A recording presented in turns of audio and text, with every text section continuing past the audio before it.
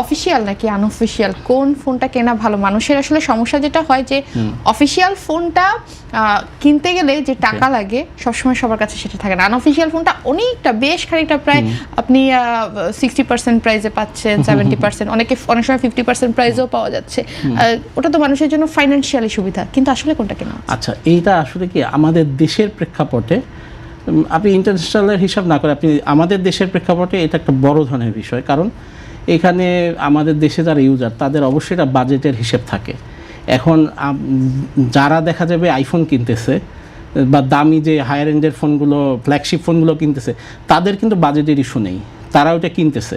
কিন্তু মিডল রেঞ্জে বা স্টুডেন্ট বা যারা জেনজি বা যারা বেশি ইউজ করে ফোন, তাদের ক্ষেত্রে বাজেট একটা অনেক বড় বিষয়। এখন এইখানে হয়েছে কি, এখনকার সময় যে আনঅফিসিয়াল বলতে হচ্ছে যে ফোনগুলো দেখা যায় যে আমাদের দেশে যেই ফ্ল্যাগশিপ ফোন যারা বিক্রি করে তারা নিজেদের ওয়েতে একটা ওয়ারেন্টি প্রোভাইড করে আর কি।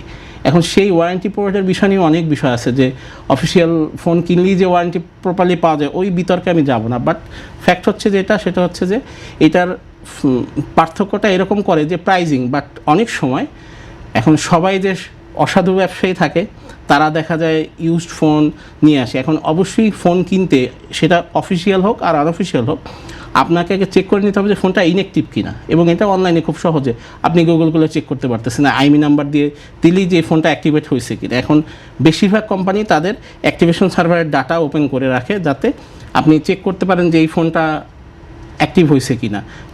অ্যাজ লাইক দেখেন বিভিন্ন প্রোডাক্টে এখন কিউআর কোড থাকে, কিউআর কোডের ডাটাটা আপনি যে কয়বার চেক করবেন ওইখানে সাইটে আসে যে অলরেডি এই কয়বার চেক করা হয়েছে।